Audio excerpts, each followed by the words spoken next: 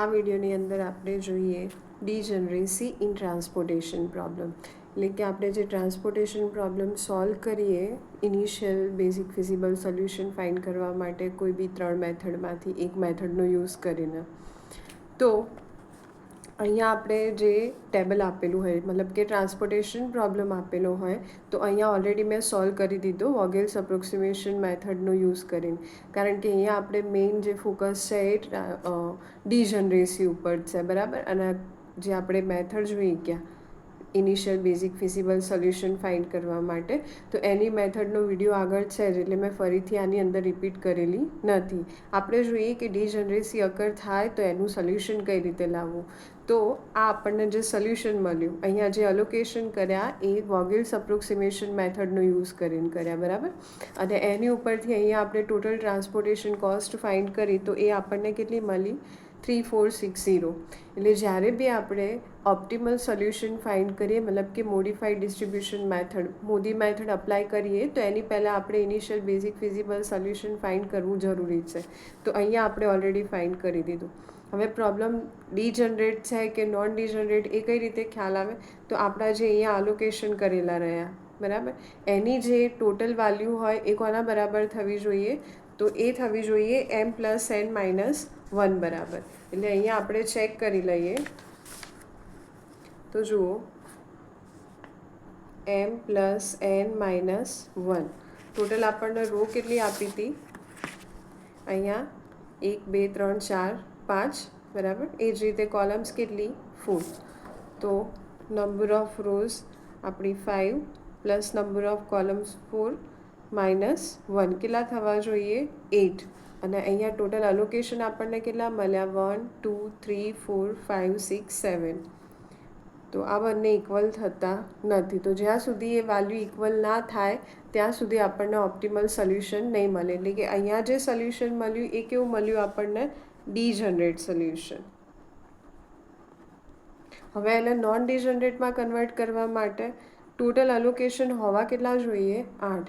તો અહીંયા આપણે કોઈ એક જગ્યાએ એક વેલ્યુને અલોકેટ કરવી પડે. તો એ વેલ્યુ કેટલી અલોકેટ કરવાની? તો અહીંયા આપણે એ વેલ્યુ તરીકે કાં તો યુઝ કરીશું ડેલ્ટા, બરાબર, અથવા તો મેથ્સની અંદર બીજો એક સિમ્બોલ યુઝ થાય જેને કહેવાશે એપ્સાઇલોન. તમને જે ઇઝી પડે તમે આમાંથી યુઝ કરી શકો. અને આની જે વેલ્યુ હોય, જે કોસ્ટ હોય, એ ઓલમોસ્ટ 0 બરાબર હોય. આપણે એક્ઝેક્ટ 0 તો નહીં લખીએ, પણ એકદમ 0ની જે બી ક્લોઝ વેલ્યુ હોય એ આપણે ડેલ્ટા તરીકે અથવા તો એપ્સાઇલોન તરીકે કન્સિડર કરીશું. એટલે અહીંયા આપણે અલોકેશન કરવાનું કેટલા સેલની અંદર? જેટલી અહીંયા વેલ્યુ ખૂટતી હોય એટલા સેલ્સની અંદર. જેમ કે અહીંયા આપણને ટોટલ ઓક્યુપાઈડ સેલ્સ કેટલા મળ્યા? 7. હોવા કેટલા જોઈએ? 8. તો અહીંયા એક સેલ આપણો ઓછો થાય કે જે ઓક્યુપાય થયેલો નથી, તો આપણે ત્યાં અલોકેશન કરવું પડે. માની લો કે 7ની જગ્યાએ 6 મળતા હોય, તો ટેબલની અંદર મેટ્રિક્સની અંદર આપણે એવા 2 સેલની અંદર અલોકેશન કરવું પડે. હવે અલોકેશન જે આપણે કરીએ એ એમ જ નહીં થાય, એની માટે થોડા રૂલ્સ યાદ રાખવા પડશે આપણે. તો એમાંથી એક રૂલ આપણે અહીંયા જોઈ લઈએ કે જ્યારે બી તમારે અલોકેશન કરવાનું હોય, જેટલા બી ખૂટતી કરતી વેલ્યુ હોય એમાં, તો સૌથી પહેલાં તો મેટ્રિક્સની અંદર જે લિસ્ટ કોસ્ટ આપેલી હોય, એટલે કે મિનિમમ કોસ્ટ આપેલી હોય, અલોકેશન આપણે ત્યાં કરવાનું. તો અહીંયા આપણે ચેક કરીએ તો મિનિમમ કોસ્ટ આપણને કેટલી મળે? 4 મળે, બરાબર. હવે આની અંદર અલોકેશન કરતાં પહેલાં આપણે એ ચેક કરીશું કે સપોઝ અહીંયા આપણે કોઈ વેલ્યુ અલોકેટ કરી દઈએ, તો એનાથી આપણી જે ક્લોઝ લૂપ હોય એનો પણ એક્ઝામ્પલ, મૂડી મેથડનો એક્ઝામ્પલ આપણે આગળ જોઈ ગયા કે ક્લોઝ લૂપ કઈ રીતે બને, કે એ એક અનઓક્યુપાઈડ સેલમાંથી સ્ટાર્ટ થાય અને દરેકે દરેક ઓક્યુપાઈડ સેલની અંદર આ રીતે ક્લોઝ લૂપ બનાવશે, રાઈટ. કોર્નરવાળા જે બી આપણા ઓક્યુપાઈડ સેલ્સ હોય, તો ખાલી તમે જ્યારે પણ એને લિસ્ટ કોસ્ટની અંદર અલોકેટ કરો, જે ડેલ્ટા અથવા તો એપ્સાઇલોનમાંથી કોઈ બી વેલ્યુ અથવા તો જેટલા બી ખૂટતા સેલ હોય એ દરેકની અંદર, તો આપણે જોઈ લેવાનું કે એ સેલ આપણો ઇન્ડિપેન્ડન્ટ છે કે નહીં. મતલબ કે એ સેલ એ ક્લોઝ લૂપ બનાવવો જોઈએ નહીં. જ્યારે બી તમે એ વેલ્યુ અલોકેટ કરો તો એનાથી લૂપ ના બનવી જોઈએ, ક્લોઝ લૂપ. તો અહીંયા આપણે સપોઝ અલોકેશન કરી દીધું ડેલ્ટાનું, તો અહીંથી લૂપ બનશે, જુઓ તમે. અને લૂપ માટે નોર્મલી આપણે ડિરેક્શન કઈ લઈએ? કાં તો લેફ્ટ રાઈટ અથવા તો અપ ડાઉન, ક્યારે બી ડાયાગોનલી નહીં જઈએ. તો અહીંથી સપોઝ અહીંયા ગયા આપણે, બરાબર. કમ્પલસરી સેલ કેવો જોઈશે આપણે? ઓક્યુપાઈડ. ખાલી જ્યાંથી આપણે સ્ટાર્ટ કરીએ એ અનઓક્યુપાઈડ હોય. પણ અહીંયા આપણે ડેલ્ટા અલોકેટ કરવા માટે ધ્યાન શું રાખવાનું કે અહીંથી આપણે સ્ટાર્ટ કરીએ તો લૂપ ના બનવી જોઈએ, તો જ આ સેલ આપણો કેવો કહેવાશે? ઇન્ડિપેન્ડન્ટ કહેવાશે. એટલે હાલ જસ્ટ મેં એમ જ મૂક્યું, પણ આ ડેલ્ટા નથી તો અહીંયા ડેલ્ટા અલોકેટ કરવા માટે આપણી કન્ડિશન ફૂલફિલ થાય કે નહીં એ આપણે ચેક કરીએ. તો અહીંથી અહીંયા ગયા, રાઈટ. હવે બીજો કોઈ જવા માટે રસ્તો છે નહીં. અહીંયા સપોઝ લૂપ ફિલ કરવી હોય, આપણે પૂરી કરવી હોય તો એક અહીંયા અલોકેશન જોઈએ, પણ અહીંયા કોઈ છે નહીં. એ જ રીતે અહીંયા આપેલું હોય તો બી આપણે લૂપ ક્લોઝ કરી શકીએ, ભાઈ અહીંયા પણ કોઈ અલોકેશન આપેલું નથી. એટલે કે આપણું કોઈ જ આખી જે ક્લોઝ લૂપ કહેવાય એ બનતી નથી અહીંયા. એટલા માટે આ સેલ કેવો થયો? ઇન્ડિપેન્ડન્ટ. અને ઇન્ડિપેન્ડન્ટ હોય તો તમે ત્યાં જે આપણું ડેલ્ટા અથવા તો એપ્સાઇલોન હોય એનું અલોકેશન કરી શકો, જેનાથી આપણા ટોટલ ઓક્યુપાઈડ સેલ્સ કેટલા થઈ જાય? આપણી જે m+n-1ની વેલ્યુ હોય એના બરાબર. તો અહીંયા આપણે ડેલ્ટા અલોકેટ કરી દઈએ. માની લો કે અહીંયા 2 ખૂટતી વેલ્યુ હોય તો પછી એક અલોકેશન અહીંયા જેને આપણે નામ આપી દઈશું Δ1. બીજી ફરીથી લિસ્ટ કોસ્ટ ચેક કરવાની, અને એ આપણી એ ઇન્ડિપેન્ડન્ટ કન્ડિશનવાળી છે કે નહીં, મતલબ કે ઇન્ડિપેન્ડન્ટની કન્ડિશન ફૂલફિલ કરે કે નહીં, ત્યાંથી આપણી જે ક્લોઝ લૂપ હોય એ બને કે નહીં એ ચેક કર્યા પછી આપણે બીજા ડેલ્ટાનું અલોકેશન કરવાનું થાય. તો હાલ તો એક જ સેલ ખૂટે છે એટલે અહીંયા આપણે ડેલ્ટાના અલોકેટ કરી દીધા. હવે આગળ શું ફાઇન્ડ કરીશું આપણે? તો આપણી જે નોર્મલ મેથડ છે એ પ્રમાણે યુ અને વીની વેલ્યુ ફાઇન્ડ કરવાની. તો અહીંયા આપણે રો અને કોલમ વાઇઝ લખી દઈશું U1, U2,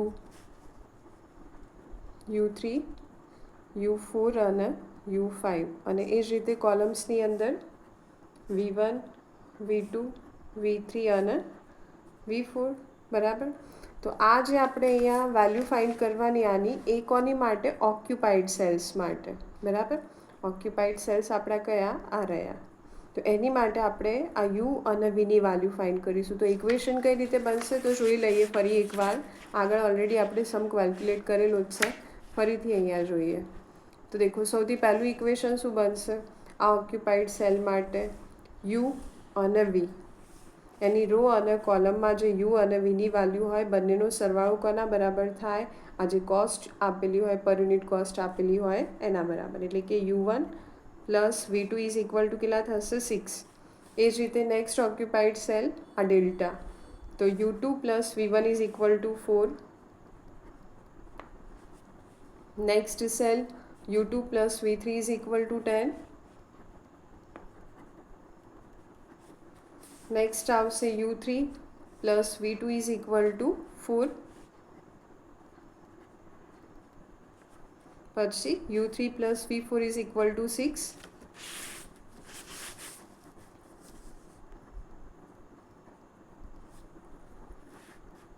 U3 plus V4 is equal to 6. Next થશે U4 plus V1. U4 plus V1 is equal to 4. Then U5 plus V1 is equal to 8. And then finally U5 plus V2 is equal to 8. Total 8 equation થવી જોઈએ 8 occupied cells માટે. હવે આમાં કોઈ બી એક value આપણે 0 assume કરી લેવાની, અને કન્ડિશન પ્રમાણે એવું હતું કે જો આપણે જ્યાં વધારે અલોકેશન થયેલા હોય એવી જગ્યાએ જો આપણે એ વેરિયેબલને 0 ધારીએ તો બાકીના વેરિયેબલ આપણને જલ્દી મળી જાય, એટલા એરિથમેટિક ઓપરેશન્સ ઓછા પરફોર્મ કરવા પડે. તો આ જે કોલમ આપી એની અંદર 3 સેલ ઓક્યુપાઈડ થયેલા છે મેક્સિમમ. તો આપણે અહીંયા કોની વેલ્યુ 0 ધારી લઈએ? V2ની. હવે V2ની વેલ્યુ 0 હોય તો એની ઉપરથી U1 કેટલા મળશે આપણને? U1 is equal to V2 0 મૂકીશું તો U1 કેટલા થાય? 6. બરાબર. એ જ રીતે V2ની વેલ્યુ આમાં પણ 0 મૂકી દઈએ તો U3ની વેલ્યુ કેટલી મળશે આપણને? 4. અને એ જ રીતે અહીંયા V2ની વેલ્યુ આપણે 0 લઈ લઈએ એટલે U5 કેટલા થશે? 8. હવે U5ની વેલ્યુ 8 આમાં મૂકીશું તો V1 કેટલા મળે આપણને? 0.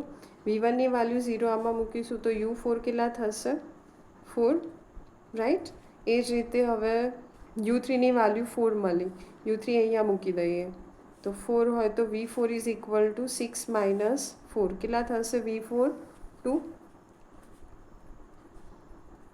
હવે બાકીની વેલ્યુ માટે V1 અહીંયા 0 મળ્યા, 0 મૂકીએ તો U2 કેટલા મળશે આપણને 4, અને U2ની વેલ્યુ 4 લઈએ આમાં તો V3 કેટલા થશે 10 માઇનસ 4 એટલે 6. તો U1 મળ્યા આપણને 6, U2 મળ્યા 4, V3 6 મળ્યા, V3ની વેલ્યુ 6 મળી, U3 is equal to again 4, પછી V4 2 મળ્યા બરાબર, V4 2, U4 4, V1 0 અને U5 8. તો બધા વેરિયેબલ્સની વેલ્યુ આપણને મળી ગઈ. હવે કયું કેલ્ક્યુલેશન કરવાનું, તો અનઓક્યુપાઈડ સેલ્સ માટેનું. તો આપણે એ બી જોઈ લઈએ.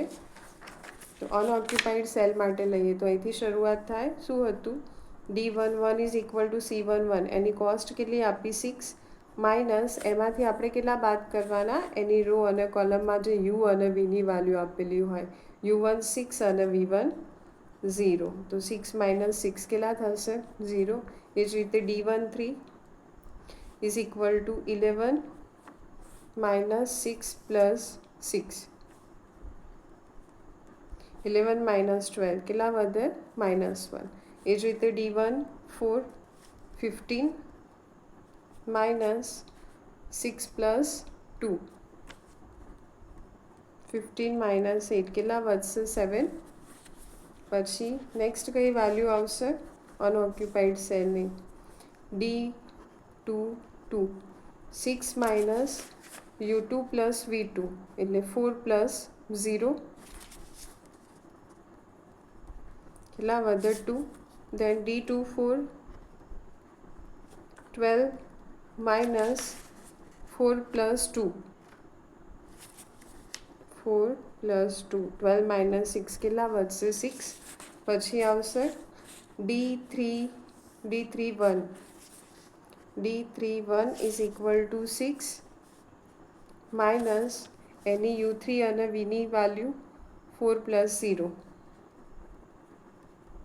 કેટલા વધે 2. D33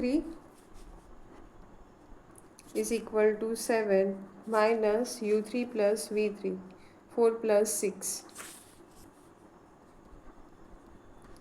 7 માઇનસ 10 કેટલા આવશે -3. D33 મળી ગયા આપણને. ઓકે, નેક્સ્ટ આવશે D42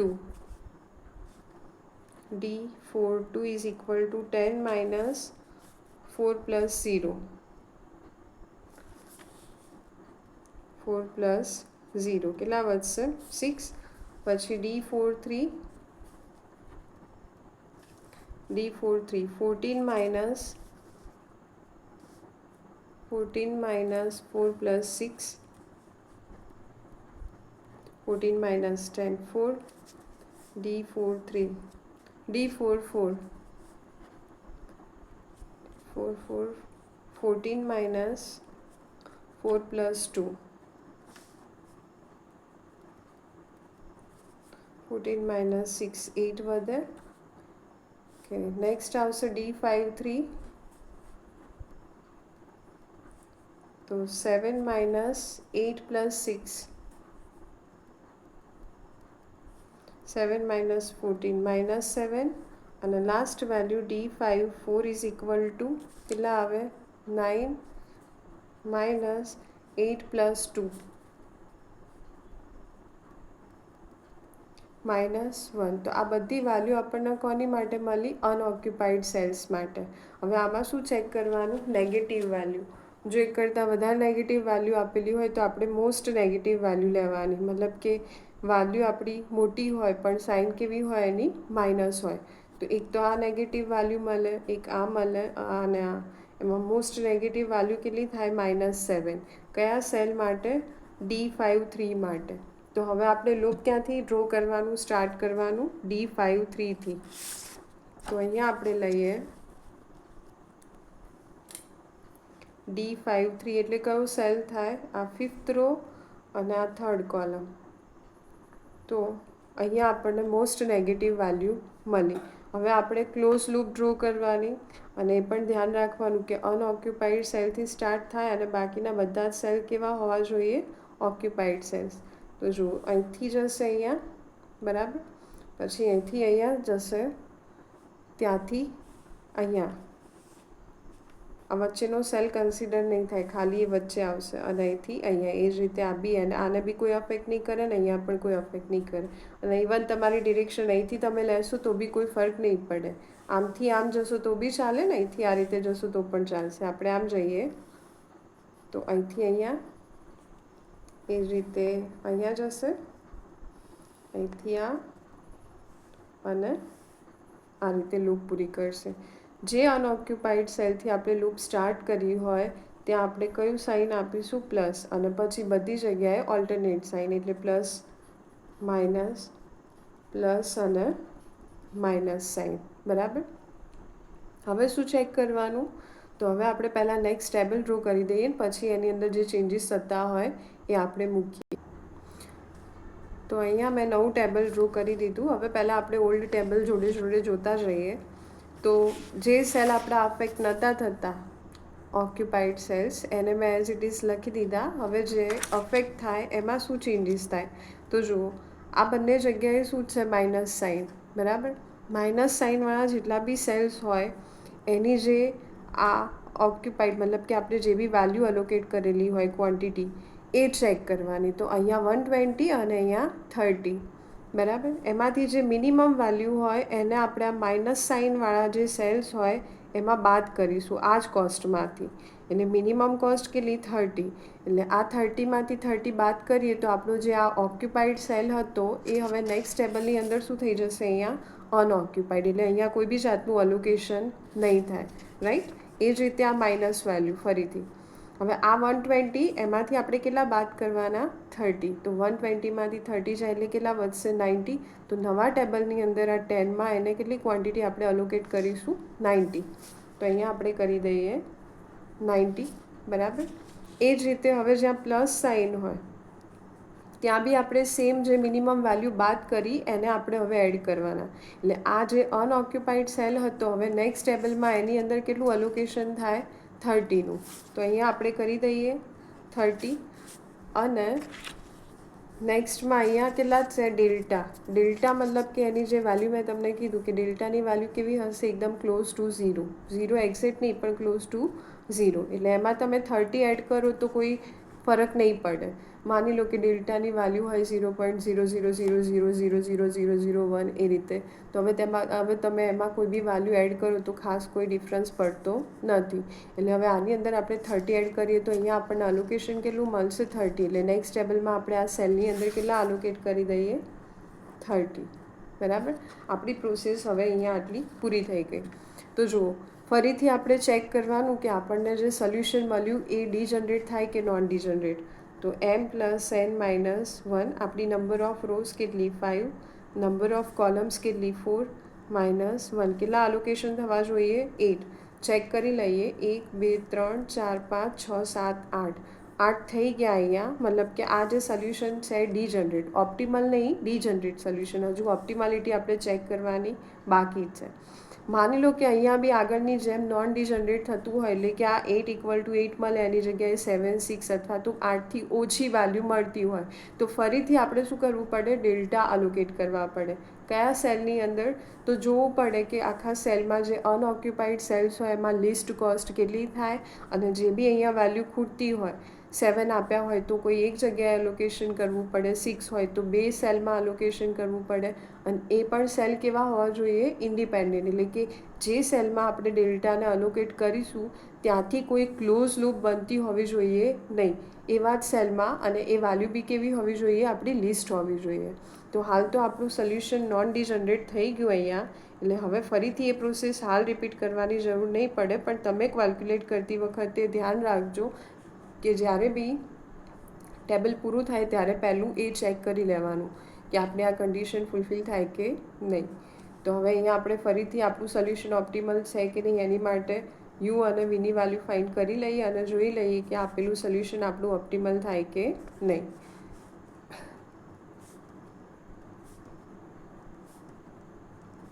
તો કારણ કે એના જ પ્રોસેસ છે એટલે આનું કેલ્ક્યુલેશન કરીને ફાઇનલ વેલ્યુ તમને બતાવી દઉં કે આપણને કઈ કઈ વેલ્યુ મળશે. તો જુઓ અહીંયા આપણે આની માટે યુ અને વીનું કેલ્ક્યુલેશન કરી દીધું. એ પ્રમાણે આની અંદર વેલ્યુ મૂકી દીધી, બરાબર, યુ અને વીની. અને એના પછી અનઓક્યુપાઈડ સેલ્સ માટે આપણે વેલ્યુ ફાઇન્ડ કરી. તો એમાં અગેન આપણને નેગેટિવ વેલ્યુઝ મળી. કઈ કઈ નેગેટિવ વેલ્યુ મળી? -5, -1 અને -1. તો મોસ્ટ નેગેટિવ વેલ્યુ કઈ થાય? -5. કયા સેલ માટે? D22 માટે. એટલે ફરીથી આપણે અહીંયા ક્લોઝ લૂપ ડ્રો કરવી પડે. D22ની પોઝિશન કઈ થાય? અહીંયા. એટલે આ આનું ઓક્યુપાઈડ સેલથી આપણે સ્ટાર્ટ કરીશું અને ફરી એક ક્લોઝ લૂપ ડ્રો કરીશું. તો અહીંથી આ ઓક્યુપાઈડ ને આ ઓક્યુપાઈડ, કાં તો આ રીતે જાઓ તમે અથવા આ રીતે જાઓ. તો અહીંયા આપણે આ ડિરેક્શનમાં જઈએ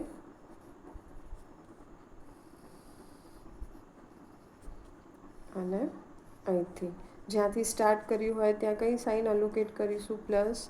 એના પછી ઓલ્ટરનેટ સાઇન માઇનસ, પ્લસ અને માઇનસ. ફરી એક નવું ટેબલ ડ્રો કરવું પડશે જેની અંદર આ અલોકેટેડ વેલ્યુ આપણી બદલાઈ જશે. તો હવે આપણે નવું ટેબલ જોઈ લઈએ કઈ રીતે મળશે આપણને. આની અંદર હવે આપણે નવું ટેબલ ડ્રો કરી દીધું અને જે અલોકેશન અફેક્ટ નહોતા થયા એને એઝ ઇટ ઇઝ લખી દીધા. હવે જેમાં ચેન્જીસ થાય તો પહેલાં તો માઇનસ સાઇનવાળા સેલ્સ આપણે ચેક કરીશું, બરાબર. એમાં જે અલોકેટેડ વેલ્યુ હોય એમાં મિનિમમ વેલ્યુ કેટલી થાય? 90 અને 60માંથી 60. તો માઇનસ સાઇન જ્યાં આવતું હશે ત્યાં અલોકેટેડ વેલ્યુમાંથી આપણે એને બાદ કરી દઈએ. તો 60 - 60 એટલે 0. એટલે ન્યૂ ટેબલની અંદર આ કેવો થઈ જાય? અનઓક્યુપાઈડ સેલ. આની વેલ્યુ 0 એટલે આની અંદરથી પણ 60 બાદ કરવાના. એટલે અહીંયા કેટલું અલોકેશન થાય? 30. તો અહીંયા આપણે લખી દઈએ 30. એ જ રીતે જ્યાં પ્લસ સાઇન હોય ત્યાં આપણે વેલ્યુ એડ કરવાની. કેટલી? 60. તો આ 30માં આપણે એડ કરીએ 60 એટલે અહીંયા કેટલા થશે? 90. ઓહ, આ ભૂલથી લખી દીધું મેં, અહીંયા અફેક્ટ થશે. આ કેટલા થશે આપણા? 90. અને એ જ રીતે અહીંયા પ્લસ સેલની અંદર બી કેટલા એડ થાય? 60. એટલે અહીંયા અલોકેશન આવશે આપણું 60. ફરીથી ચેક કરીએ ટોટલ અલોકેશન કેટલા થયા? તો 1, 2, 3, 4, 5, 6, 7 અને 8. ફરીથી તમારે નોન ડિજનરેસીની મતલબ કન્ડિશન ચેક કરવી પડે. અને જો નોન ડિજનરેટ થતું હોય તો આપણે ડેલ્ટા અલોકેટ કરે એ પ્રમાણે અહીંયા બી વેલ્યુ અલોકેટ કરવી પડે. પણ આપણી વેલ્યુ ઓલમોસ્ટ સેમ થઈ ગઈ કે આપણી number of rose 5 plus number of columns -1 8 અને આપણા જે ઓક્યુપાઈડ સેલ છે એ બી કેટલા થયા? 8, બરાબર. ફરીથી આપણે કઈ પ્રોસેસ રિપીટ કરવાની હવે? યુ અને વીની. કયા સેલ માટે? ઓક્યુપાઈડ સેલ્સ માટે.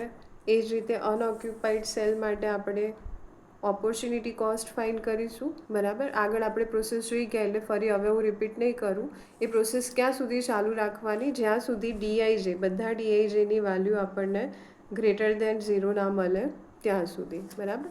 તો હવે બાકીનો એક્ઝામ્પલ તમે કમ્પ્લીટ કરી દેજો. આ રીતે પ્રોસેસ ચાલુ રહેશે. અને જે આપણો કન્સેપ્ટ હતો આની અંદર કે ડીજનરેસી અકર થાય તો એમાં અલોકેશન કઈ રીતે કરવું, તો મેં તમને બતાવ્યું કે જ્યારે આ બંને વેલ્યુઝ ઇક્વલ ના થતી હોય તો અહીંયા આપણા ઓક્યુપાઈડ સેલની જેટલી બી ખૂટતી કરતી વેલ્યુ હોય, ફરી એકવાર રિપીટ કરી લઈએ તો એનું અલોકેશન આપણે કઈ જગ્યાએ કરીશું? જે મેટ્રિક્સ આપેલો હોય એની લિસ્ટ કોસ્ટમાં. અને અલોકેશન કરતી વખતે ધ્યાન એટલું રાખવાનું કે ત્યાંથી કોઈ ક્લોઝ લૂપ બનતી હોવી જોઈએ નહીં. અને કેટલા સેલ્સમાં અલોકેશન થાય? તો અહીંયા જેટલી બી વેલ્યુ ખૂટતી હોય, સપોઝ 8 અહીંયા આપણે લાવવાના હોય અને ઓક્યુપાઈડ સેલ્સ આપણા 7 હોય તો એક સેલની અંદર 6 આપેલા હોય, તો 2 સેલ્સની અંદર 5 આપેલા હોય, તો 3 સેલની અંદર પણ એ કન્ડિશન ધ્યાનમાં રાખીને કે ક્લોઝ લૂપ બનતી ના હોવી જોઈએ. એટલે કે આપણો જે સેલ હોય એ ઇન્ડિપેન્ડન્ટ હોવો જોઈએ, બરાબર.